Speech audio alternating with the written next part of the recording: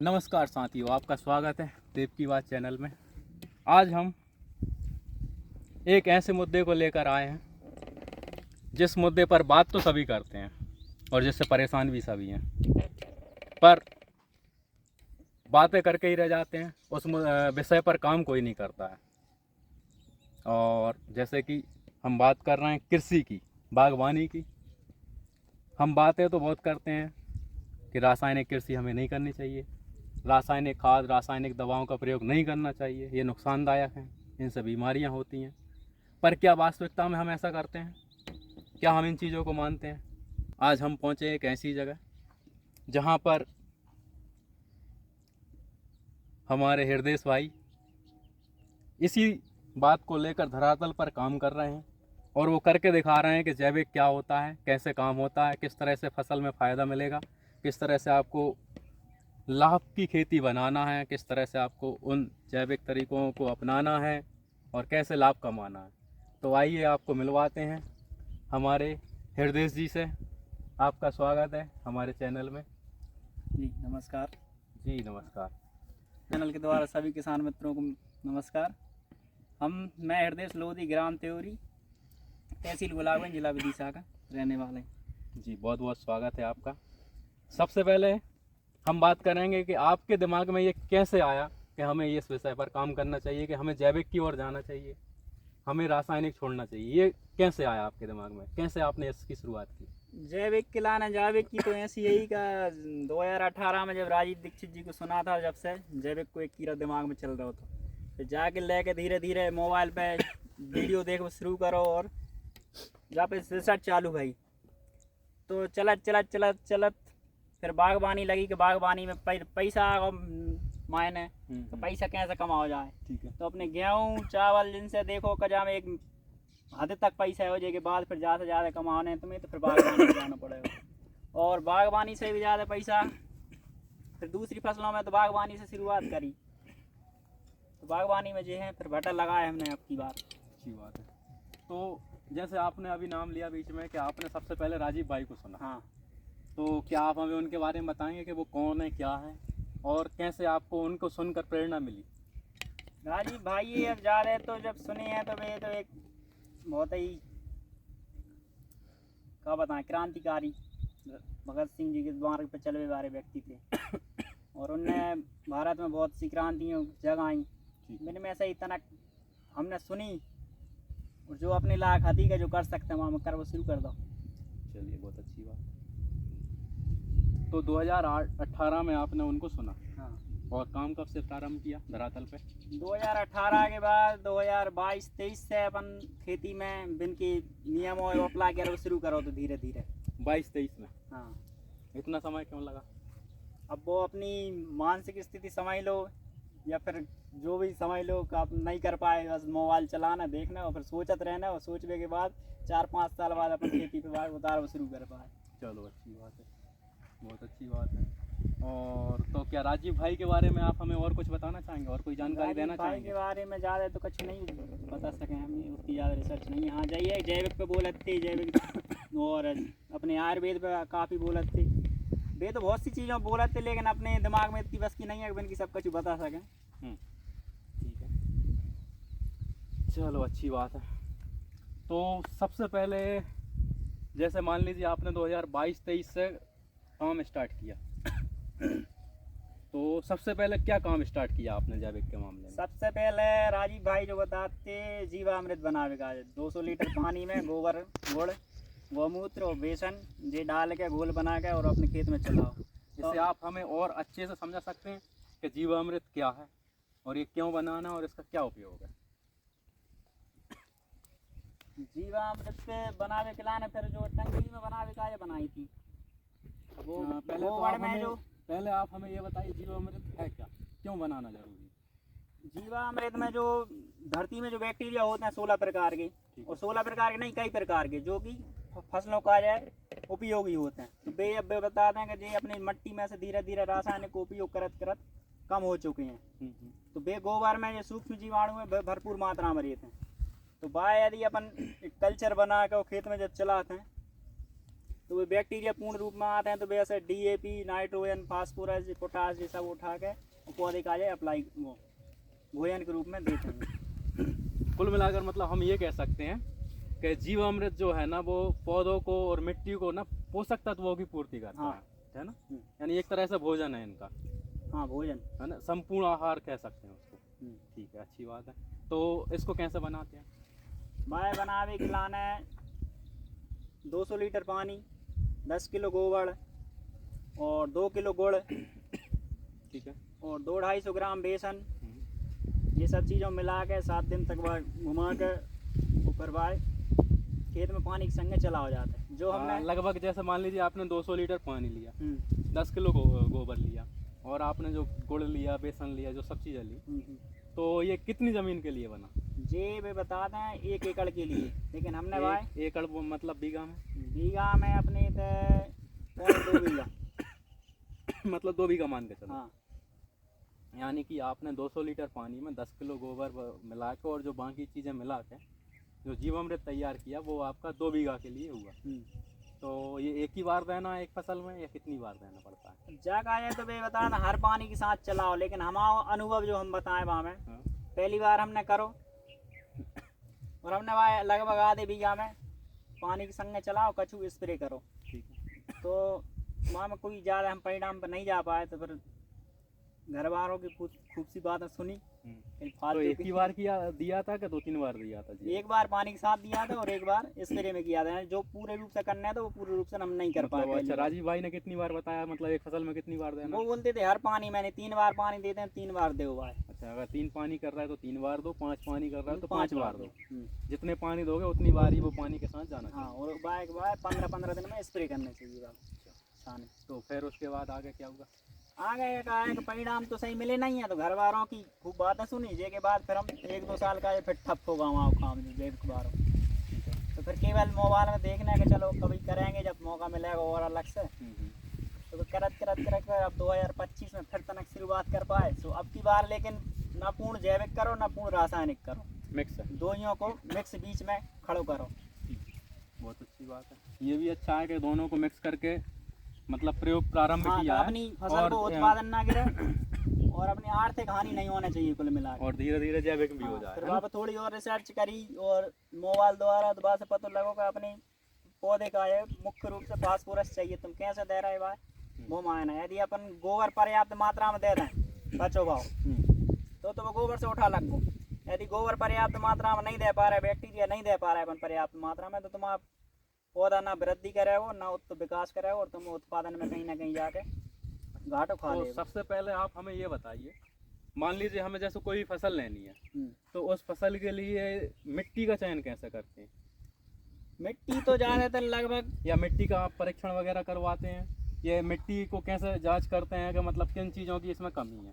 मिट्टी की जांच के लाने तो सबसे बढ़िया है लैब को काम है। और दूसरी है अपने खेतों में यदि अपन जो है जो बेड बनाओ अपन ने पे इतनी जैसी जो नरम मिट्टी है इतनी हमेशा रही तो जो है फसल अच्छी उत्पादन देकर जाएगी तुम्हारी। अच्छा, मतलब मिट्टी हाथ से खोदने में आसानी से खुद जाना चाहिए, आसानी से खुद जाए, एकदम भुरभुरी रहनी चाहिए, कड़कपन नहीं रहना चाहिए मिट्टी, ठोस नहीं होनी। ऐसे अब जाए जब बेड पे खुद होते हैं तो जो आसानी से खुद रही और जहाँ लगाओ तुम्हारी तो जा नहीं खुद रही, जहाँ अपन चल फिर रहे हैं तो कॉम्पैक्ट हो रही है मिट्टी या ठोस मिट्टी हो। तो ठोस नहीं होनी चाहिए, भुरभुरी मिट्टी जहाँ मिट्टी होनी चाहिए जा टाइप की एकदम भुरभुरी। तो ये उत्पादन के लिए अच्छी होती है, उत्पादन लाना अच्छी है ये। अब जहाँ में थोड़ी जब बारिश नहीं हुई तो नमी कम हो गई, नमी जहाँ में लगभग होना चाहिए जैसे अंदर जाके है तो जो आराम से लड्डू बन रहा हो आराम से फूट रहा हो, इतनी नमी पर्याप्त जाए ऊपर तक रहना चाहिए। अब इसमें हम ये कैसे पता करेंगे, चलो मिट्टी का हमने चुनाव तो कर लिया, लेकिन फिर भी जैसे मिट्टी में कौन कौन से पोषक तत्वों की कमी है, क्या क्या हमें देना पड़ेगा, वो कैसे पता करेंगे? पोषक इसके लिए तत्वों कोई सब आसान उपाय या कुछ आप कैसे आसान उपाय तो ऐसा है कि तुम फसल लगाओ, फसल की रंग रोगन देख के तुम पता लगा सकते हो कि यहाँ का चीज़ की कमी है का चीज़ की नहीं है। कैसे आप समझाएंगे हमें? जहाँ में अपन देख सकते हो कि जो पौधा जो पत्ता जो है ना जो ठीक है, अब ये पत्ता जो नए आ रहा है जो पुराना पत्ता है तो जो ठीक दिख रहा है, नए आ रहे हैं तो ये कुकड़े भाई आ रहे हैं। अब जहाँ में डेफिशिएंसी आ रही है पोषक तत्वों की, यानी कि इसमें पोषक तत्व कम हुआ है, पोषक तत्व जहाँ में कम होगा, अब डबल से जहाँ में अपन देना पड़ेगा ऊपर से। अब तो जड़ से मतलब कौन कौन से पोषक तत्वों की अब कमी जहाँ में सबसे मुख्य रूप से तो अपने फास्फोरस देने हैं, ठीक है, और दूसरी पीले पीले से पत्ता दिख रहा है ऊपर से थोड़ा, तो नाइट्रोजन की कमी भी आ रही है। नाइट्रोजन और फास्फोरस। हाँ, ये मुख्य सबसे बड़े तादाद में जो चाहिए पौधे का ये हैं चीज़ें। इसके अलावा माइक्रो नाइट्रोजन में और चीज़ें हैं जो सूक्ष्म पोषक तत्व में आते हैं। तो बेटों में ह्यूमिक है, वो बात से पूरी हुई है। ह्यूमिक एसिड है, फॉलिक एसिड है, तो ये चीज़ें सब मिलकर जब डालेंगे तो पौधा सही हो जाएगा। अच्छा, जैसे कि हम देख रहे हैं ये पत्ता एकदम बिल्कुल साफ दिख रहा है और इन पत्तों में छेद दिख रहा है, इसका क्या कारण है? ये इल्ली ना खाएँ जो शुरू में आ गई थी। अच्छा, तो ये इल्ली आने का कारण क्या था? इल्ली तो जो प्राकृतिक रूप से आता है समय समय पे, और जाए जी गर्मी वाले मौसम में कुछ ज़्यादा परेशान करते। तो इसका निवारण क्या है? कैसे निवारण इससे निजात पाई जाए? अब जैविक में तो हम नहीं पहुंच पाए अभी तक जहाँ पे पूर्ण रूप से। जैविक में हमने केवल जब सघन पेस्ट आता है ना, मच्छर छोटे वाले सफ़ेद और हरे वाले मच्छर, इन पे तो हमने जैविक रूप से कंट्रोल कर लिया है, जो कि लेकिन इल्ली नहीं मार पा रहा है अभी हम जैविक से। अच्छा, तो वहाँ पे चल रही है धीरे धीरे। रासायनिक दवाओं का प्रयोग। हाँ, इल्ली के लाना फिर रासायनिक उपयोग करना पड़ रहा, नहीं तो फसल नष्ट हो जाएगी। अच्छा, तो एक बात ये क्लियर हो गई कि मिट्टी अपनी एकदम भुरभुरी होना चाहिए। हाँ, यदि सही फसल अच्छी लेना है तो मिट्टी ठोस ना हो के भुरभुरी हो।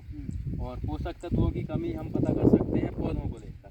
हाँ, है ना? और यदि अपने और बस शुरू में यदि पता करने हैं पोषक तत्वों को, तो बढ़िया लैब में चेक करा ला मट्टी को, तो शुरू में ही अपने पता लग जाए कौन सी पोषक तत्व कितनी मात्रा में देने हैं। तो लैब के लिए जैसे कि आप हमें तो जानकारी देना चाहेंगे, जैसे मान लो आप लोकल विदिशा क्षेत्र लग रहा है अपना। हाँ, तो विदिशा क्षेत्र वाले किसान अगर चाहें कि लैब टेस्ट करवाएं, मिट्टी का परीक्षण करवाएं, तो उन्हें कहाँ जाना पड़ेगा और क्या प्रोसेस रहेगा और कितना खर्च आएगा?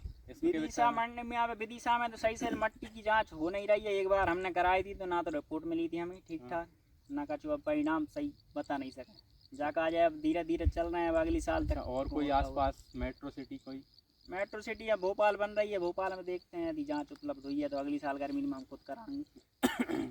भोपाल में तो होना चाहिए। हाँ, होना तो चाहिए। कृषि विश्वविद्यालय रिसर्च करते हैं वहाँ पे, तो हाँ, सागर में भी होना चाहिए, नज़दीक वो होना चाहिए। वहाँ लेके जाएंगे सैंपल, फिर देखते हैं वहाँ के परिणाम क्या रहते हैं। चलिए, अच्छी बात है।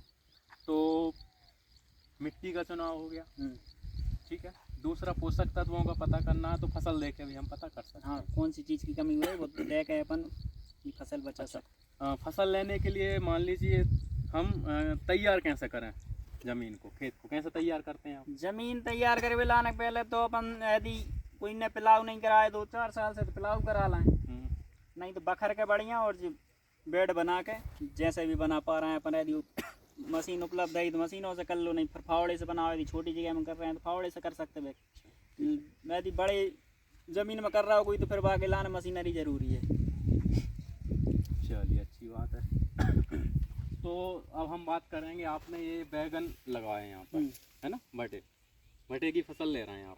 तो यहाँ पे हम देख रहे हैं जैसे कि कहीं पर मल्चिंग है और कहीं पर बिना मल्चिंग के आपने लगाए हैं, ठीक है। तो इसका क्या कारण है कि आधे में मल्चिंग और आधे में ऐसे ही छोड़ के रखा है? क्या आप इस पर ही प्रैक्टिकल कर रहे हैं कि मल्चिंग में कैसा रिजल्ट मिलेगा? और मैं शुरू में बताई थी कि ठीक तो हम काफ़ी दिन से रहे थे, दिमाग में जो चीज़ें आती हैं मैंने कहा धरातल पर उतार में देर हो रही थी।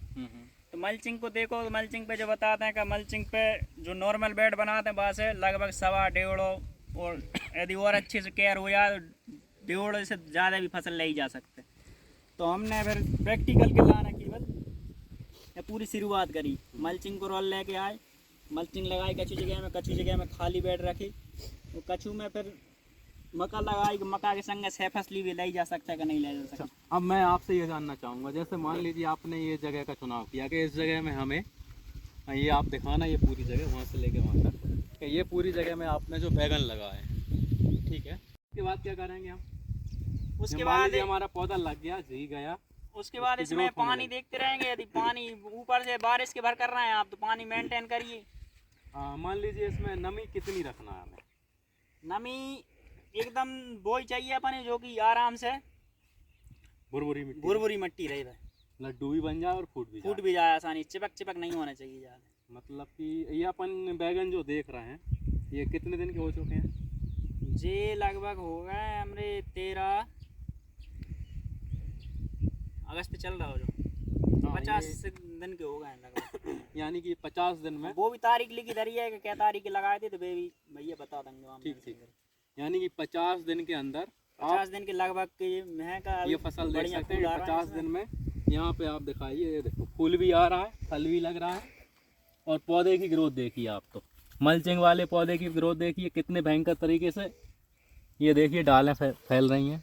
और वहीं पर बिना मल्चिंग वाले देखिए फूल तो इसमें भी आ रहे हैं, पर इस पौधे की ग्रोथ देखिए कितनी कम हुई है। तो ये अंतर है मल्चिंग का। चलिए बहुत अच्छी बात है। अच्छा, तो अभी इसमें कुछ आप दे रहे हैं क्या, जीवामृत या कुछ? वो जीवामृत का घोल वो मंगाया था कल्चर, तो उसका भी बना लिया है हमने। पहले इसमें दिया था केवल डीएपी घोल कर। डीएपी अपना जो खाद आता है, हाँ, डीएपी जो डायरेक्ट, ज़्यादातर किसान जो है कि भी दाने देते हैं डायरेक्ट फॉर्म में, वो डायरेक्ट पेड़ के पास छोड़ते हैं। हाँ, पेड़ के पास छोड़ते हैं। तो बाकी जो वो तरीका सही है या गलत है? वो तरीका है, यदि तुम्हें कोई गेहूँ फसल कर रहे हो या कोई कर रहे हो तो मजदूरों की दिक्कत है, तो बाकायदा ठीक है एक वजह से, लेकिन वो सही नहीं हो। तो बाकी ऐसे ही बताते हैं कि यदि अपन डायरेक्ट यदि दाल या चावल लाओ उबाए खाओ तो कहीं ना कहीं अपने नुकसान करेंगे। भाई ये यदि अपन अच्छे से पका के खाएं तो अपने शरीर का ये भी फायदा करता है। ऐसी डीएपी की है, यदि अपन जाए डायरेक्ट दाने के रूप में देंगे तो कहीं ना कहीं साइड इफेक्ट करके जाएगा। खेत के लाने ना फसल के लाने। तो इसको देने का सही तरीका क्या है फसल को?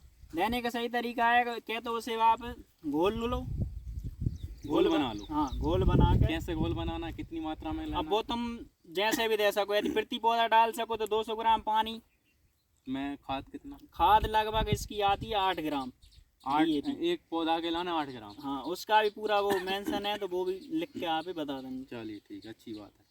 तो अभी अपन क्या दे रहे हैं, मतलब अपन ने डीएपी घोल बना के दिया। हाँ, डीएपी घोल बना के दिया, तो जहाँ में जो केमिकल रहता है वो घोल में रेसिड्यू हो जाता है, जो केमिकल बनाते हैं भाई, अच्छा, फास्फोरस इकट्ठा करवे का जे, तो वो रेसिड्यू फ्री कहलाता है। वो जो घोल के अपन जो खाद देते हैं, जो पौधों का नुकसान नहीं करे, फायदा करते हैं। चलिए अच्छी बात। फिर उसके बाद और कुछ दिया आपने? नहीं, केवल जहाँ में अब एक ही बार दिया है अपन ने डीएपी। ठीक है। और ये लगभग हो गए 40 दिन हो गए या 35 दिन हो गए अपने डीएपी डाला है, एक भी बार और कुछ नहीं दिया। जैविक के रूप में कुछ दिया अभी आपने इसमें? जैविक के रूप में इस बार एक बार केवल दूध का स्प्रे किया था। दूध का? जी। इसका मैं बताएंगे कि ये दूध का मतलब क्या और स्प्रे क्यों किया? दूध में अपन जैसे कि प्रोटीन है, कैल्शियम है, जो माइक्रो न्यूट्रिएंट है वो दूध में भरपूर मात्रा में रहते हैं। बिल्कुल, प्रोटीन भी और मल्टी मतलब विटामिन भी है, मिनरल है, विटामिन है, सब कुछ है। तो वो एक टॉनिक का काम अच्छी तरीके से करता है। तो दूध कैसे स्प्रे किया था या पौधे की जड़ में दिया था, कैसे दिया? स्प्रे में लिया था। उसका दूध की मात्रा रहती है उसमें 30 ग्राम पर लीटर। और मतलब 1 लीटर पानी में 30 ग्राम दूध डलेगा। दूध कौन सा, गाय का भैंस का? वो गाय हो या भैंस हो, लेकिन वो ताज़ा दूध होना चाहिए, पैकेट वाला नहीं चलेगा। चलिए अच्छी बात है। यदि सोया लगाया तो 2-3 घंटे दूध का जो आपने स्प्रे किया उससे कुछ अंतर समझ में आया आपको? हाँ, इसमें ग्रोथ में बढ़िया आ रहे। थोड़ी रुक सी गई थी बीच में, अच्छा, तो बाद चल गई थी। जहाँ में थोड़ा साइड इफेक्ट होगा तो हमारी कचरे की दवाई लग गई थी, तो बाद से दूध को स्प्रे करो तो रिकवर हो गए थे। यानी कि बगल में जो सोयाबीन की फसल है, हाँ, उन्होंने कचड़े की दवा डाली होगी मारने के लिए, तो वो दवा जो नहीं, हवा में आई तो नहीं कह सकें, वो डाल के आए थे, तो दवाई से हमने जहाँ में स्प्रे करो इल्ली लग गई थी बाकी वजह से। अच्छा, तो उसका साइड तो वो दवाई में जो आगा तो बाकी साइड इफेक्ट लग गया था। जहाँ में तो आपने दूध का स्प्रे करे से रिकवर हो गए, वापस आ गई। हाँ, थोड़े उसी की वजह से होगा। नहीं, इसमें अभी तक बच्चे छूटने लगते कहीं ना कहीं दिखते अपने अभी। तो अब इसमें आप और क्या क्या करने वाले हैं वो हमें बताइए। अब इसमें अपन ने जो टंकियों में जो अपना जो बनाया है भूमित्र और भूपैरी, जिसमें जो बैक्टीरिया कल्चर है, ट्राइकोडर्मा है जो फंगस पे कंट्रोल करते हैं, चनों में डाल के खिलाने का उपयोग करते हैं। तो जहाँ में जो है ट्राइकोडर्मा है, सोडोमोनास है, ऐसी चीज। ये कौन सा वाला कल्चर है अपना? जी है भूपैरी। भूपैरी। ये जो मतलब ऊपर से जो फंगस लगती है पत्तियों में, पौधे में, हाँ, पत्ती में, जड़ में जो भी फंगस लगती है उसे कंट्रोल करता है। इसे क्या कहते हैं? भूपैरी। हाँ, भूपैरी। इसको बनाने का तरीका क्या है? इसको बनाने का तरीका है कैप्सूल कल्चर के रूप में वो किट देते हैं बैक्टीरिया की, उनको डेवलप करके। कहाँ मिलती है ये किट? किट है अपने सहारनपुर उत्तर प्रदेश के हैं। एक आर्मी में थे राहुल जवान करके, तो वो आर्मी से लौट के ड्यूटी ज्वाइन जिनकी हो गई थी पूरी, तो बिन्ना किसानी में मैंने शुरू से इंटरेस्ट था, तो बिन्ना ये कल्चर डेवलप करे हैं। अच्छा, तो मतलब राहुल जवान जी ने ये कल्चर डेवलप किया है जो किट के रूप में उपलब्ध करवाते हैं। हाँ, कैप्सूल कल्चर। ये भूपैरी कल्चर है, ठीक है। मतलब उनसे किट लेना है और पानी में मिला के इसे तैयार करना है। हाँ, उसकी वो किट भेज आती है, उससे कई अपन बना सकते हैं। कम से कम 500 लीटर तक मदर कल्चर बना के रख लो, फिर उससे सिस्टर कल्चर बनाओ, खेत में चलाते रहते हैं। चलिए, ये हो गया भूपैरी और ये भूमित्र। और ये है भूमित्र। इसका क्या काम है? इसका काम है जो अपन डीएपी डालते हैं खेत में, यूरिया डालते हैं, पोटाश डालते हैं, तो बाकी लाने जो बैक्टीरिया कंपोस्ट करके पौधे के लाने भोजन के रूप में उपलब्ध कराते हैं। तो जहाँ मैं डीएपी के बैक्टीरिया, नाइट्रोजन के बैक्टीरिया, जिंक के बैक्टीरिया, सारे बैक्टीरिया हैं जो पोषक तत्वों में घुलनशील करके पौधे के आगे उपलब्ध कराते हैं। ये आप ढाँक कर क्यों रख रहे हैं? इसका क्या जहाँ में ऊपर से यदि जहाँ में कीट पतंग गिर जाते हैं तो जहाँ में हानिकारक फंगस डेवलप हो जाते हैं, इसलिए लाने ढाँक कर रखना पड़ता है और ऑक्सीजन मिलती है बैक्टीरिया जीवित। और इसको ये कितने दिन में उपयोग करना है और कैसे इसको सुरक्षित रखना? इसका मदर कल्चर बन जाता है 10-11 दिन में। तो उसको सेपरेट रख लो और उसमें से 2 लीटर निकालो, 200 लीटर पानी डालो और 2 किलो गुड़ डालो इसमें और इसको 7 दिन रखो, तो इसमें ये डेवलप हो जाता है और इसके बाद बैक्टीरिया दोबारा डेवलप हो जाते हैं। हाँ, भूपेरी का आप स्प्रे कर सकते हो, भूमित्र का भी कर सकते हो। 50% जे ले लो, 50% पानी मिला के और अपने स्प्रे कर दो और जड़ में चलाओ। तो अभी हमें स्प्रे तो इसका कर दिया है 2 बार, लेकिन अब जड़ में चलाना है हमको ये वाला भूमित्र। ठीक है, तो इन दोनों का आप स्प्रे या पानी के माध्यम से इनमें देने वाले? पौधों में देने वाले। ठीक। और कुछ इसके अलावा और क्या देने वाले हैं आप इस फसल में? इसके साथ में फिर वो ही देंगे, इस बार वो गोबर डाल नहीं पाए तो फिर से डीएपी घोल के, यूरिया घोल के, पोटाश घोल के, ये सब। यानी कि सीधा सा कहने का मतलब ये है कि ये आपने जैविक खाद नहीं दिया, हाँ, तो आपको डीएपी, यूरिया, पोटाश देना पड़ेगा, सहयोग लेना पड़ेगा, फसल लेना पड़ेगा, है ना? और अगर वो दे दिया तो फिर ये आपको नहीं देना पड़ेगा, फिर आप ये कल्चर कवर कर जाएंगे। हाँ, ये ऐसा कह सकते हैं, ऐसा कह सकते हैं अभी, है ना? उसके लिए अगली साल प्रयोग करेंगे, फिर बताएंगे आपको क्या रिजल्ट आते हैं उसके। तो इसको आप थोड़ा सा और इतना और बताइए कि ये कितने दिन में फसल मिल जाएगी? ये लगभग फल दिखने लगे, फूल दिखने लगे हमें, अब ज़्यादा से ज़्यादा 15 दिन लगेंगे, इसमें बच्चा आने लगेंगे, फल आ जाएंगे। 15 दिन में फल मिल जाएंगे? हाँ, 15 दिन में फल टूट जाएगा उसका। 15 दिन में फूल आ गए हैं और अब जो फूल आ रहे हैं ना, ये बच्चा वाले ही आ रहे हैं। इसमें आप हमें बताएंगे कि ये लगभग कितनी जगह होगी वहाँ से लेके यहाँ तक जिसमें आपने ये बैगन की फसल लगाई? जगह को तो अनुमान नहीं लगा सके, हाँ, जहाँ से लेके वहाँ तक की दूरी बता सकते हैं कि 250 फीट की एक बेड की दूरी है। ये 1 बीघा हो सकती है? नहीं, 1 बीघा तो नहीं हो सके, आधे बीघा भी नहीं हो सके अपने इतना के हिसाब से। अब आधे बीघा से आधी मान सकते हैं जाके, अपन आधा बीघा मान लो, हम मान एक एवरेज में मान सकते हैं। आधे बीघा में आपने ये बैगन की फसल ली, तो इसमें आपको पहली बार में कितना उत्पादन मिलने का अनुमान है? अभी उत्पादन को तो ऐसा बता सकते हैं कि भाई जहाँ में लगभग पूरे पौधे लगेंगे अपने बेड पे और मल्चिंग वाले जो मिला के 500 पौधे हैं। ठीक है, तो लगभग कितना उत्पादन मिल सकता है 500 पौधों से? अब पहली बार लगाया, कुछ बता तो नहीं सकते हैं ऐसे, लेकिन यदि मोटा एवरेज बताएं तो 1 किलो से लेकर 25 किलो भट्टा उत्पादन देता है अपने जीवन काल में एक पेड़। हाँ, अब अपने कुआं में पानी देखते हैं कब तक रुकता है, बाकी हिसाब से फसल को उत्पादन जाएगा। चलिए भाई मित्रों, तो आपको हम 15 दिन बाद इस फसल का उत्पादन भी बताएंगे कितना मिला है। ठीक है, अब इस तरफ आ जाते हैं। इस तरफ इन्होंने लगाई है मक्का, और मक्का के साथ कुछ प्रयोग भी किए हैं आपने। तो सबसे पहले तो आप ये बताइए हमें, आपने बैगन और मक्का का चुनाव ही क्यों किया? बैगन और मक्का को चुनाव ऐसे करो, मक्का भी जल्दी आ जाता है और हमने जहाँ सोची थी मक्का निकाल के और अपने भट्टा चालू हो जाएंगे, लेकिन उल्टा होगा हमारे साथ। भट्टा पहले फूल देने लगे, मक्का भाई भुट्टा साथ आओ तो पहले भट्टा ही फरल लगेंगे, लेकिन मक्का में दाने मुश्किल पड़ पाए। मक्का की हम सैपसली के चक्कर में लगाई थी कि मक्का भी कट जाएगी और अपने साथ में बैगन भी ले लेंगे। तो और ये क्या है, एक साथ बैगन और मक्का दोनों एक साथ लगा के रखे हैं, इसकी क्या वजह है? इसकी वजह ये है कि सोच रहे थे कि डबल मुनाफा हम ले सकें जब खेत से, यानी कि मतलब एक ही जगह पे एक ही साथ डबल दो फसल लेना चाह रहे हैं एक साथ जी। तो क्या ये सफल होते हुए दिख रहा है आपको? हाँ, सफल तो होते हुए दिख रहा है, लेकिन इसमें एक चीज़ सीखने को मिली है कि हमने मक्का थोड़ी घनी लगा रही है हिसाब से। डबल फसल लेने थी, ज़्यादा पास पेड़ हो गए लगभग ये। एक बात ये समझ में आई कि मतलब फसल अगर एक साथ एक ही जगह पे 2 फसलें एक साथ लेना है तो उनमें गैप होना चाहिए। हाँ, गैप होना चाहिए पर्याप्त मात्रा में। अच्छा, मक्का की फसल के लिए आपने क्या उपाय किए, किस तरह से इस पर कुछ क्या प्रयोग किए वो बताइए आप हमें। प्रयोग तो जहाँ में भी सब रासायनिक ही भाव है इस बार। रासायनिक? हाँ, जैविक कुछ नहीं किया अभी? जैविक इसमें नहीं करो। कल्चर वगैरह जो बना है वो देने का? कल्चर लेट बना पाए थे हम, जब तक फसल तो लगभग पक भी नहीं आ गई, भुट्टा आ गए, फिर दाने पड़ने जमा। तो लगभग इस फसल को कितने दिन हो चुके हैं अपनी मक्का की फसल? मक्का की फसल हो गए लगभग 60 दिन। 60 दिन हो चुके हैं। हाँ, और मतलब 15-20 दिन में ये अपने लगभग भुट्टा 15 तैयार हो दिन में जाएगा। लगभग भुट्टा टूटने लायक हो जाएंगे। चलिए अच्छी बात है। तो पूरा प्रयोग सिर्फ बैगन पे चल रहा है? हाँ, बैगन पे, और बैगन के अंदर इधर भी अब थोड़ी मिर्ची लगाई है एक। अच्छा। छह फसली में मिर्ची आते हैं कि नहीं, और टमाटर भी लगाए हैं। जो मक्का तो मान लो 15-20 दिन में कट जाएगी, जे के बाद फिर जहाँ खेत में मिर्ची उत्पादन ठीक आता है कि नहीं आए।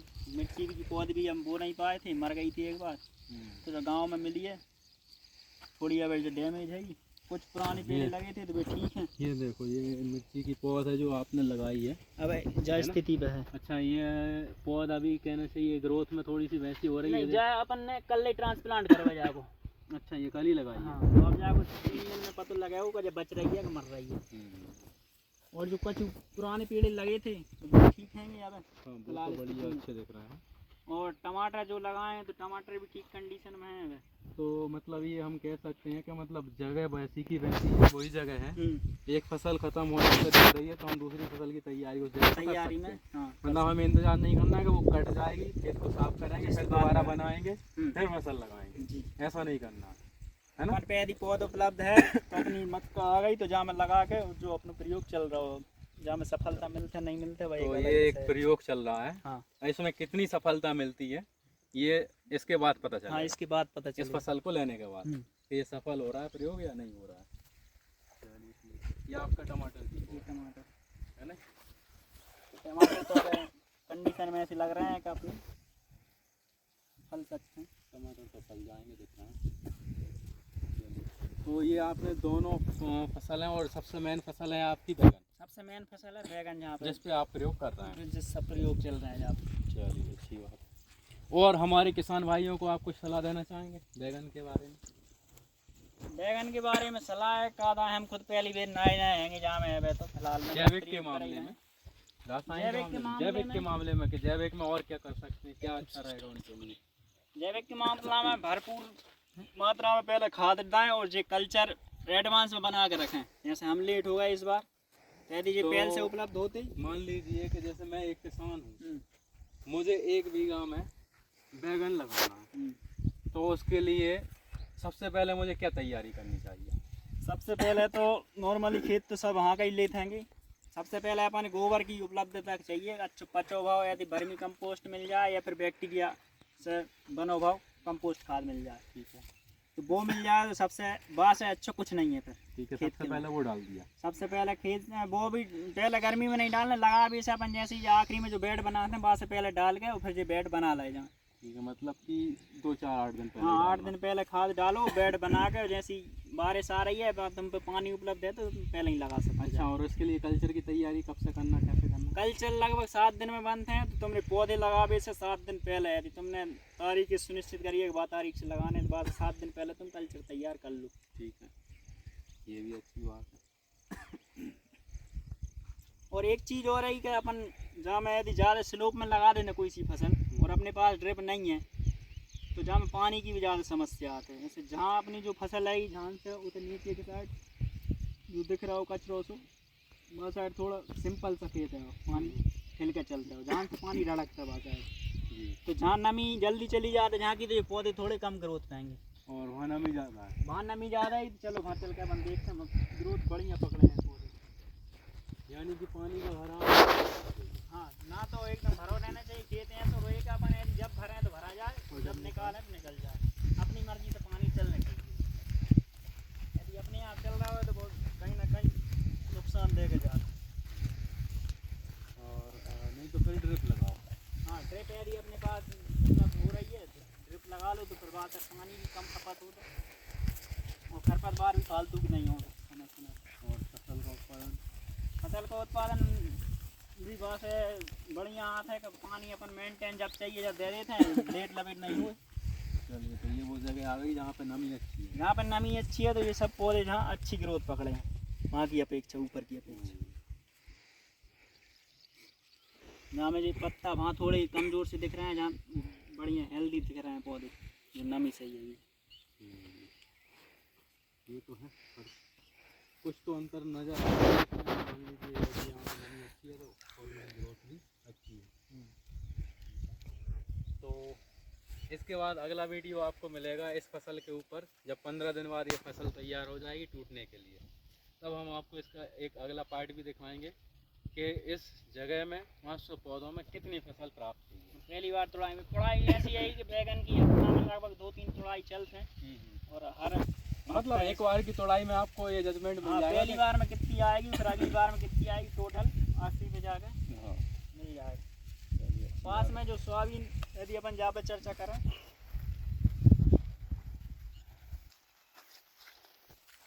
तो सोयाबीन में इस बार खूब बड़ा है यदि अपन बताएंगे। ये सोयाबीन जो है, ये पौधा जो सोयाबीन का है ये काफ़ी ऊंचाई ले गया। तो लगभग आ रहा हो अपनी जान से लग रहा हो। यदि इतना कम हाइट वाला व्यक्ति है तो वह कमर के लगे वो सोयाबीन। तो सोयाबीन में जहाँ मैं ऐसे 2 साल से पिछले साल जहाँ मैं गड़ा बनाया थी धान लगावे के लाना, तो धान लग नहीं पाई थी पानी की उपलब्धता की वजह से, कमी रह गई थी पानी की, तो धान नहीं लगी, खाली पड़ा रहा। खाली पड़ो रहा जो गड़ा बने, जहाँ में केवल घास रही वो खाली पड़ो रहा जो। तो जाके 1 साल पहले भी जहाँ मैं फसल अच्छी नहीं हुई थी जई में मिला दी थी वो फसल। तो जहाँ में जो सोयाबीन बना हुआ आस पास खेतों में अपना भी देख रहे हैं दिन में, यहाँ से आधी हाइट में है सोयाबीन। अच्छा, इसका हालत की बात करें काफ़ी अच्छी आई। इसमें जैसे कि हम देखें तो ये पूरा रासायनिक तरीके से है या जैविक मिक्स है? जहाँ में अब यदि अपन कार्बन की मात्रा देखें पिछले साल भरपूर मिल गई 2 साल से, ठीक है। और जहाँ से बाहर तो रासायनिक पे भाव है, जहाँ में जो कछु रासायनिक भी नहीं था जहाँ में, तो यूरिया डीएपी दिया? यूरिया डीएपी कुछ नहीं था, कुछ नहीं दिया, केवल ऊपर से इल्ली के लाने स्प्रे, यानी कि कीटनाशक दवा डाली। कीटनाशक दवा केवल, नीचे से कोई और पौधे की ग्रोथ के लिए कोई दवा? पौधे की ग्रोथ के लिए जो ये अपने ह्यूमिक और जो सीविड वगैरह जो आते हैं ना पोषक तत्व, मतलब इसमें यूरिया डीएपी कुछ नहीं दिया, नेचुरल वो ही है। और बिना कोई खाद दिए ये फसल इस तरह से दिख रही है, आप देख सकते हैं। जहाँ में ना तो एक दाना अगली बार डीएपी को डालोगा और ना जहाँ में यूरिया डालोगा, सिर्फ किल्ली और कचड़ा रोकने के लिए, मारने के लिए इसमें दवाओं का प्रयोग किया गया। स्प्रे केवल वो लीजिए। और उसके बावजूद भी देखिए फसल, देखिए फसल तो ऐसी है कि आड़ी गिर रही है। पौधे की हाइट देखिए, आप उसी से जजमेंट लगा सकते हैं कितनी अच्छी ग्रोथ है। और किसी भी पौधे को उठा के देखिए तो फली अच्छी एक नंबर लगी हुई है, अच्छी भरा, ये देखो भर रही है, भराव ले रही है फली, है ना, भरपूर मात्रा में हम फल आता है। तो ये बहुत बढ़िया फसल। जहाँ अपन कह सकते हैं कि यदि अपन खेत है या तो अपन भरपूर मात्रा में गोबर की खाद उपलब्ध कराएं, या गोबर की खाद उपलब्ध नहीं करा पा रहे थे तुम हरी खाद दो, जैसे कि पिछले साल या खेत मिल गई थी खाली, या फिर तुम कछु नहीं कर पा रहे थे 1 साल खाली छोड़ दो और 1 साल फसल ले लो, तो अभी तुम्हें ग्रोथ अच्छी मिल जाएगी, यूरिया डीएपी को खर्चा तुम्हारा बच जाएगा, फसल वहाँ से ज़्यादा अच्छी मिलेगी। और अगर इसमें और अच्छी ग्रोथ चाहिए और ज़्यादा उत्पादन चाहिए इसी में, तो उसके लिए क्या सलाह होगी आप? उसके लिए जहाँ से हमने सीख पाओ है थोड़ो जो है घना होगा लाइन से लाइन की दूरी। अच्छा, यानी कि पौधे बहुत पास लगे हैं। हाँ, पर्याप्त हवा नहीं मिल पा रही जाके लाना, यदि थोड़ी हवा और मिलती थी जो फली है लगभग डेढ़ी जाती है। पौधों की रोपाई थोड़ी दूर होना। हाँ, लाइन से लाइन की दूरी दूर होनी थी। और थोड़ा सोयाबीन में भी बेड बन के जैसे अपन नभटा लगाए ऐसे सोयाबीन थोड़ी ऊंचाई पे होते तो जो पानी भरा था बारिश में ज़्यादा गिर जाता तो वो नहीं भरता जाना, तो ग्रोथ अच्छी होती है। ग्रोथ अच्छी होती है, फलत भी अच्छी आती है, उत्पादन भी अच्छा मिलता है। हाँ लगभग। इसके अलावा और कोई सलाह, जैसे कि कुछ खाद आर और कल्चर वल्चर का प्रयोग इसमें जिसमें और अच्छा? अब जहाँ मैं सोयाबीन में कल्चर का उपयोग तो ऐसे नहीं कर सकेगा, पानी तो जहाँ में देते नहीं है किसान, पानी के द्वारा छोड़ नहीं सकें। हाँ, यदि अपने पास गोबर की पर्याप्त मात्रा है तो गोबर में ही कल्चर मिला के और गोबर छोड़ सकते हैं, तो वहाँ से अपने सब मिल सकते हैं। चलिए, अच्छी बात है। और स्प्रे में तो फिर अपनी इल्ली लगते जहाँ में तो फिर वो पेस्टिसाइड अपनी डालना ही पड़ता। और इसके अलावा और क्या लगाया आपने? धान लगाई है? हाँ, एक खेत पे धान भी लगी है। अच्छा, धान के विषय में बताइए, उसमें क्या किया आपने, कैसे तैयार? धान में अपनी भट्टी खाद का उपयोग करो है। भट्टी खाद? भट्टी खाद ये क्या होता है? सबसे पहले तो ये बताइए आप, भट्टी खाद। भट्टी खाद की अपन यदि बताएं तो वहाँ में केवल यही है कि जैसे एक तो है कि अपन कछु भी भोजन ही डायरेक्ट कच्चो खा लो या वह पका के खा लो। मतलब समझाइए, मैं समझा नहीं। ऐसे है कि यदि अपन दाल चावल मार्केट से उठा के लाए और डायरेक्ट यदि कोई ये दे दो खावे तो वो थोड़ा कम खाएगा।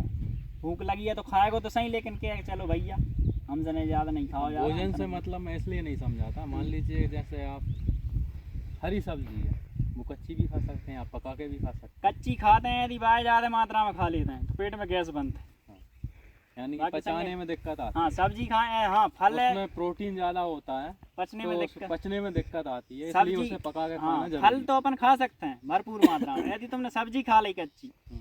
तो तुम्हें कहीं ना कहीं जाकर वो गैस बनाएगी। गैस बनाने का कारण क्या होता है कि वो पच नहीं रही, पच नहीं रही। और पच क्यों नहीं रही, क्योंकि उसमें प्रोटीन हाई है हाँ ये है ना। तो उस प्रोटीन को पचाने के लिए आपको फल को, सब्जी को पकाना पड़ेगा, है ना। तो ऐसी जो खाद का है जिनमें ज़्यादा केमिकल हो गई, जब वजह से एसिडिक होते हैं, तो ये अंदर जाके जो बैक्टीरिया होते हैं इनके संग सही से Dissolve नहीं कॉम्बिनेशन नहीं कर पाए, डिवाइड पचा नहीं पाए, और जो अपनी कहते हैं ना कि आज खेत यानी कि जो बैक्टीरिया है जो पौधे को जिस तरह से जिस रूप में मिलना चाहिए वो रूप में नहीं दे पाए, वो रूप में नहीं मिल पाए, तो उस रूप में वो उसको प्राप्त हो पौधे को, उसके लिए भट्टी खाद उसके लिए हम क्या बनाते हैं, भट्टी खाद। भट्टी खाद का प्रयोग करते हैं ना। हाँ, भट्टी खाद बनाने के लाने अपन यदि अपन 50 किलो DAP डाल रहे हैं वह जगह पे, तो तुम्हें 25 किलो DAP लगेगी उतनी जगह के लाने। भाई 25 किलो यदि 50 किलो DAP ले रहे हैं तो अपन वहाँ में 150 कुंटल लगभग गोबर की खाद कंपोस्ट भाई मिलाएंगे। 150 कुंटल या 1.5 कुंटल? 1.5 कुंटल यानी 3 गुनी 3 गुनी, यानी मान रासायनिक खाद लीजिए से 3 गुनी तुम्हें गोबर की खाद चाहिए पड़ेगी। मतलब 50 किलो आपने DAP लो, DAP लिया हाँ, और 150 किलो गोबर की खाद, खाद, ठीक है, तो 200 किलो हो गई। 200 किलो बाय मिला के वहाँ में 2 किलो गुड़ 2 किलो गुड़, को पानी बना के, यानी गुड़ जो है उसका घोल बनाना है, हाँ पानी। घोल बना के वहाँ में डालेंगे। और भाई के संग अपन सरसों की खली ले सकते हैं, यदि 50 किलो DAP ले रहे हैं तो 5 किलो सरसों की खली 5 किलो सरसों की। बाय अपन बाय बारीक करके या फिर बाय भी घोल बना के को गल जाता है अच्छे से, बाय मिला के और वहाँ में ह्यूमिक है अपने पास में, तो ह्यूमिक डाल के बाय बढ़िया मिला के अच्छे से वहाँ मॉइस्चर mix मेंटेन करके। करके। मॉइस्चर मेंटेन करने के यानी लिए कि वो- मतलब नमी कितनी रहनी चाहिए उसमें? नमी लगभग अपन जैसे मट्टी अपन उठा के देखें तो मैं यहाँ बताएं, तो नमी को जो है सिस्टम के ऐसे जो अपन बनाए तो लड्डू बन जाए आराम से। वही भुरभुरी मिट्टी रहनी हाँ चाहिए, बुरी ऐसे ही और बागो गीली रहनी चाहिए, मतलब लड्डू बन जाए और फूट भी जाए। हाँ, और वहाँ यदि अपन ऐसे करते हैं तो आराम से फूट जाए, एक तो वहाँ मॉइस्चर रहना चाहिए। यानी कि वो टेक्निकल भाषा में कहें सांद्रता तो 15 से 20 के आसपास रहनी चाहिए। हाँ वो ठीक है। और जो के अलावा बाय मिला के पनी में अच्छी पैक करके रख दो 10 दिन में, बाद। यानी बोरी में भर के, या ये पॉलीथीन जो आती है तिरपाल टाइप की, उसमें हवा नहीं जाना चाहिए वहाँ में बाहर से कोई भी, बाहर से हवा ना जाए, मतलब पॉलीथीन के अंदर पैक हाँ करना। पॉलीथीन के अंदर पैक करके वो बाहर छोड़ दो अपन 10 दिन के लाने रख दो, तो वो और मतलब उसको मिक्स कर लिया पॉलीथीन में पैक करके, और 10 दिन के लिए ढक के रख दो भाई। ढक के, मतलब धूप नहीं लगना चाहिए, धूप ज़्यादा एकदम तेज धूप नहीं लगना चाहिए, हल्की फुल्की। हल्की फुल्की धूप लगत रही। और आप ध्यान रखो कि चूहा ज़्यादा काट लेना पनी के लाना, हमारी 2 पनी को नुकसान होगा हमें भट्टी का लगाने में। यानी कि चूहों से बचाना। हाँ ऐसी जगह पर रखो सुनिश्चित करके कि चूहा कम आते होगा। ठीक। तो 10 दिन में जैसी भट्टी खाद बन जाते तो वो फिर अपन खेत में भुरकाव कर दो, तो वो 10 दिन के बाद जैसे बन गई तो उसको क्या करना है, अपन को छिड़कना है, खेत में छिड़क के, छिड़कना है हाथ से। हाँ पानी चला दो, मतलब उसको छिड़क दो, ऊपर से पानी छोड़ दो। बाकी शानदार रिजल्ट हमें देखने का ये मिले। हमने पहली बार प्रयोग करो तो पहले गेहूँ में करो तो, और एक बार अब धान के गड़ा में करके देखो तो वहाँ में बढ़िया दिख रहा होगा। तो उससे फायदा क्या हुआ फसल को?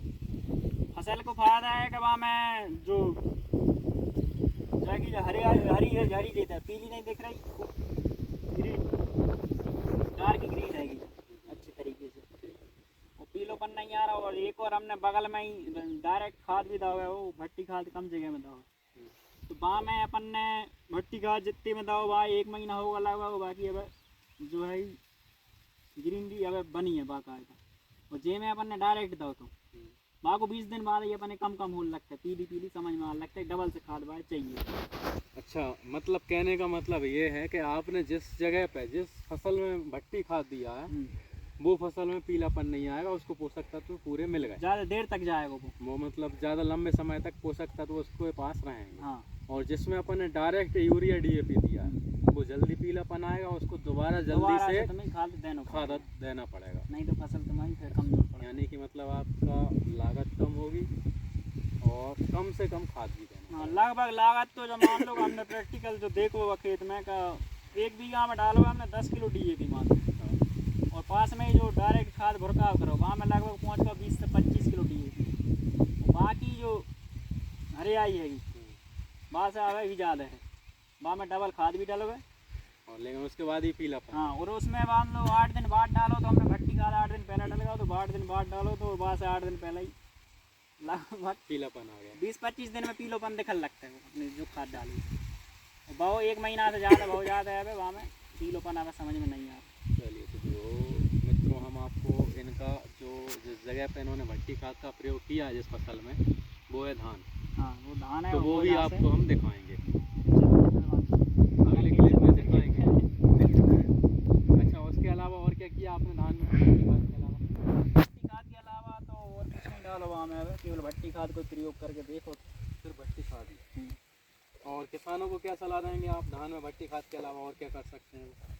भट्टी खाद दे सकते हैं, और अब एक और प्रयोग हमें करके देखना है, जो जानकारी जुटाई है हमने कि जैसे जो भट्टा में हमने घोल खाद दो है ऐसे अपन धान में भी चला सकते हैं, गेहूं में भी चला सकते हैं। तो वो हम पहले चलाएंगे और फिर बताएंगे, पहले खुद प्रयोग करेंगे वो चीज़ को, खेत को हमारे अंदर नहीं मिल रहा। अब मुद्दे की बात पे आते हैं। किसानों को अगर कुछ करना है, कोई फसल उनको लेना है, चाहे वो सब्जियों का उत्पादन हो या अपनी जो मक्का हो या सोयाबीन हो, धान हो, गेहूँ, कोई फसल हो, तो वो जैविक भी करना चाहते हैं या रसायन मिक्स करना चाहते हैं, तो उनके लिए आप क्या सलाह देना चाहेंगे कि उनको कहाँ से सलाह लेनी चाहिए, कहाँ से मार्गदर्शन लेना चाहिए और कैसे काम प्रारंभ करना चाहिए? मार्गदर्शन को तो ऐसा है का यूट्यूब पे बहुत से आएंगे, लेकिन जो खेत में उतर के बता रहे हों फसल के संग जिनसे मार्गदर्शन ले वो बढ़िया है, कहा कि दिन से ही हमने सीख हुए। तो ऐसे आप कोई बताना चाहेंगे, सजेस्ट करना चाहेंगे कि जो सजेशन में मतलब हाँ, वाकई अच्छा काम कर रहे हैं और वाकई उसका रिजल्ट भी अच्छा है और करना चाहिए? हाँ, जैविक में यदि आप लेने हैं तो एक अपने गोपाल भाई सुतारिया जी हैं। गोपाल भाई सुतारिया जी, हाँ मैंने उनका ट्रेनिंग अटेंड किया है आपके साथ, जो पूर्ण जैविक पे काम करते उनका हैं। रिजल्ट भी बहुत अच्छा है और वो बहुत शानदार अहमदाबाद में है प्रॉपर, अहमदाबाद गुजरात में उनका है। उनके आपको यूट्यूब पे वीडियोस मिल जाएंगे, है ना? और रमेश भाई हैं एक करके, वो भी गुजरात के हैं, वो भी जैविक पे करते हैं। वो भी जैविक पे ही काम कर रहे हैं, ठीक। और जैविक में एक बार आपने ताराचंद बेल जी, वो भी पूर्ण रूप से जैविक पे काम कर रहे हैं। और अपने जो राहुल जवान हैं तो वो अभी किसानों के संग जो करिए का अपन यदि ज़्यादातर किसानों यदि पर्याप्त मात्रा में गोबर नहीं दे पाए तो उत्पादन घट जाता है, जैसा कि हमारा ग्रोथ शुरुआत में। तो वे दो ही चीज़ों को वहाँ पे कॉम्बिनेशन लेके चल रहे हैं। वे बोलते हैं यदि अपनी उत्पादन भी नहीं करना चाहिए और अपने खेत भी सही हो जाए, यानी कि आपका नुकसान भी ना हो और आपका खेत भी सुधर जाए, जैविक की तरफ बढ़ भी जाओ आप अपन आगे। 1 साल 2 साल और तीसरी साल में जाकर हम पूर्ण रूप से जैविक पे आ जाएंगे। तो यही तरीका तो अपने राजीव भाई बताते थे। हाँ, राजीव भाई जी बता राजीव दें। भाई का कहना भी यही है कि आप 3 साल में जैविक पे जाइए, 1 साल में मत जाओ। हाँ, लेकिन वो क्या है, उनको सुना डायरेक्ट व्यक्ति की ऐसी चिंगारी लगता है कि हम तो एक ही बार में सब कुछ कर देंगे। मतलब बाकी पहले भाई साल में ऐसे पूर्ण रूप से जैविक। गिरते हैं कि घर वाले और गांव वाले जो देखते हैं कि हाँ भैया, जहाँ तक मैंने राजीव भाई को सुना है, मैं जानता हूँ, तो उनका कहना ऐसा है कि मान लीजिए आप पहले साल में जो आप रासायनिक दवाएं और रासायनिक खाद दे रहे हैं वो मात्र 75% कर दीजिए, हाँ, और 25% अपना जैविक खाद ऐड कीजिए उसमें। दूसरे साल में 50-50 कर दीजिए, और तीसरे साल में 25-75, और चौथे साल से एकदम पूर्ण रूप से हाँ, जैविक हो लेकिन जाएगा। वो क्या है, तो उसमें आपका उत्पादन भी कम नहीं होगा और खेत भी सुधर जाएगा। खेत भी सुधर जाएगा और पूर्ण रूप से आप जैविक भी हो जाओगे। ये राजीव भाई का तरीका। राजीव भाई तो सही बताते हैं, लेकिन हम जैसे लोग मैंने देख के करके और फिर जैविक के लाना नाम बर्बाद करके रखे बात जाए, एकदम से पूरी रासायनिक छोड़ दी, जैविक पे आ गए, फिर जैविक में उत्पादन गिरो तो फिर कहीं ना फिर से रासायनिक में आ गए, फिर छोड़ छाड़ के फिर हो जाता है। टॉर्चर झेल नहीं पाए व्यक्ति घर को और फिर एक वातावरण को, बाहर से जो आते हैं खेत के पड़ोसी सब आते ही हैं रोज खेत पर देख, तो फिर वो मानसिक रूप से डिप्रेशन में चलो जाते हैं व्यक्ति, तो जैसे हो रहा है वैसे हो, और फिर घूम फिर के वापस रासायनिक करते हैं। घूम फिर के रासायनिक पे आ जाता है, और रासायनिक की आज गति जाएगी 50 साल। DAP तो मुश्किल से उपलब्ध हुआ और यूरिया की भी मुश्किल से उपलब्धता हो रही है। अब आगे चल के देखते हैं। जैसे हम बात करें पहले हम फसलें देखते थे, लोग बाग पहले रासायनिक खाद का प्रयोग करते थे, पर हमने 2-3 साल के पहले तक हमने गेहूं की फसल में कीड़े नहीं देखे। लेकिन 2-3 साल 4 साल से देखने को मिल रहा है कि गेहूं की फसल में इल्ली लग रही है ना। उससे पहले अमरूद में भी कीड़े नहीं लगते थे। हाँ, अमरूद में भी बहुत कीड़ा आ रहा है। पर अमरूद में भी हर साल फसल में कीड़ा देखने को मिल रहा है, तो इसके पीछे क्या कारण है? एक तो वातावरण जो अनुकूल चलना चाहिए, यानी कि पहले जो बताते हैं अपने सियाने जो हैं दादा पिताजी हैं, कहला भादों के महीना में हमें रजाई ओढ़ के सोने पड़त, यानी कि ठंड इतनी ज़्यादा इतनी होती ठंड भादों के महीना में हो जाती और अभी गर्मी है जो अगस्त चल रहा है भादों चल रहा है। और आज जा कंडीशन नहीं गया यदि तुम आ जाओ तो तुम्हें बनियान में होना पड़ेगा, शर्ट घेर कर रखना पड़ेगा, इतनी गर्मी पड़ रही है, रात में भी बहुत ज़्यादा पड़ रही है। तो जो वातावरण को है वो एक तो कीड़ा ज़्यादा अटैक कर रहे हैं फसलों में। तो ये वातावरण चेंज हुआ है, क्लाइमेट चेंज हुआ है, ये प्रमुख कारण, सबसे बड़ा कारण। और इसके अलावा दूसरी चीज़ लगातार रासायनिक खादों का उपयोग कर करके अपने जो पहले खेतों में फसल कम होती, खाली ज़्यादा पड़ी रहती, जा खेत में ले ली जा साल, अगले साल दूसरे खेत में ले ली, तो ऐसा काम चलत तो बस है जा खेत में पहले कचरो रेत तो बस है ऑर्गेनिक पदार्थ जो मिल जाते पूरे रूप से हरी खाद, और फिर दूसरे खेत में लेते तो वहाँ में हरी खाद के रूप में मिल जाता तो ऑर्गेनिक जो मटेरियल है। यदि अपन खाद दे भी नहीं पा रहे पूर्ण रूप से, वर्मी कंपोस्ट या गोबर की खाद, तो चारे के रूप में पर्याप्त मात्रा में मिलत रहती, तो थोड़े खाद अपन दो तो ज़्यादा काम में करते रासायनिक। आज उल्टो होगा हुआ है कि हर जगह खेत खाली नहीं मिलेंगे, तुम्हें कहीं भी कैमरा घुमा लो, हर जगह फसल मिलेगी, फसल के अलावा तुम्हें खेत खाली नहीं मिल सका, यदि गैयों का चारे ले जावे की मुश्किल की बात है। तो पहले ऐसी थी कि गैया खेतों में खुली चरती, तो कम खाद में ज़्यादा काम हो, तो आज ज़्यादा खाद दे के भी कम उत्पादन ले पा रहे हैं। जो हमारे पिताजी पहले बता देंगे, आज से 10 साल पहले जब खाद ले गए थे तो कहले 5 बीघा में 1 बोरी DAP हम डालते थे और 10 को उत्पादन मिलना गेहूँ को लाओ पहले, और आज हम लगभग 1.5 बीघा में 1 बोरी डाल रहे हैं, 1 एकड़ में 1 बोरी DAP, तो फिर भी 10 को उत्पादन लेवे में कितने बार स्प्रे करना पड़ रहा है कीटनाशकों। मैंने जहाँ तक राजीव भाई को सुना, उनका कहना यही है कि आप रासायनिक खाद जितना ज़्यादा डालोगे तो उसका फ़ायदा आपको ये होगा कि हर साल उसकी मात्रा बढ़ानी पड़ेगी आपको उत्पादन लेने के लिए फसल में। यानी कि इस साल आपने 1 बोरी डाला तो अगली साल आपको 1 बोरी प्लस 5-10 किलो और ज़्यादा डालना पड़ेगा, तब जाके आप वही का वही उत्पादन ले पाओगे। पानी ज़्यादा चाहिए और ज़मीन आपकी बंजर होती जाएगी। हाँ बिल्कुल, देखने का ये बात सही है। राजीव भाई की जो बात है ये आज धरातल पर देखने का मिल रही है मौजूद। तो फिर क्या कारण है कि जो किसान बंधु हैं जानते हुए समझते हुए भी वो रासायनिक नहीं छोड़ पा रहे हैं, या धीरे धीरे स्विच भी नहीं कर पा रहे हैं, वो बस रासायनिक दवाएं रासायनिक खाद बढ़ाते जा रहे हैं, लेकिन वो बदल क्यों नहीं रहे? उनके ऐसा क्या वजह है? बदल भी ना बदल भी की एक कहानी जाएगा। जो ज़्यादातर जो व्यक्ति हैं अपन 80% कह सकते हैं, 80-20 को जो रेशो चलते हैं हर जगह, तो देख के अपनी लोकल क्षेत्र में यदि कोई व्यक्ति कर रहा हो, बाकी परिणाम देख के तो व्यक्ति बदलना चाहते हैं। लेकिन अब अपन मान लो गोपाल भाई सुधारिया जी को उदाहरण दें, वे गुजरात में हैं और हर किसान मजावे तक कहीं ना कहीं वो कछु ना कछु वजह से नहीं जा पा रहा देख के लाने, और वो यदि अपन एक गांव में कोई व्यक्ति यदि सफल तरीके से कर ले भरपूर सब चीज़ डाल के, तो अगली साल उम्मीद रहता है कि वहाँ में बढ़ेंगे किसान बात तरीके में। जैसे इस बार हमने गेहूं के टाइम में भट्टी खाद का उपयोग करो तो मिली हमें सफलता दिखी, गेहूं हमने तैयार करो तो रखो है, और बाकाया फिर अब धान में करो तो जब धान की जैसी अब देख के आस पड़ोसी किसान कह रहे हैं नहीं भट्टी खाद में ताकत तो है। यानी तो अब इनको मन को रुझान जो है कि बढ़ रहा हो धीरे धीरे। जब पहले गेहूँ में देखो तो चलो ठीक है क्या लाएगा भाव दोबारा जब लाओ भाई से धान के टाइम पे, तो अब फिर एक मानसिकता बन रही है धीरे धीरे कि नहीं भट्टी खाद में बहुत ज़्यादा उपयोग। बताओ, तो कहने का मतलब ये है कि किसानों का ये है जो वो देखेंगे वही वो करेंगे, यानी सुन के समझ के नहीं करेंगे। वो नहीं देखो यदि आज अपन मोबाइल की क्यों का मोबाइल में है वो जो चल रहा है क्या तो मोबाइल बताते 90% झूठ, जैसे मोबाइल पे भरोसा किसानों का मतलब सिस्टम ये है कि वो जो आँख से जो देख लेंगे वे समझ लेंगे महसूस कर लेंगे में जाके, तो वे करवे तैयार हैं। मतलब वो ये देखेंगे क्या क्या इन्होंने दिया और उसमें कितनी फायदा हुई और कितना अधिक उत्पादन, तभी वो उस चीज़ को अपनाएंगे तभी।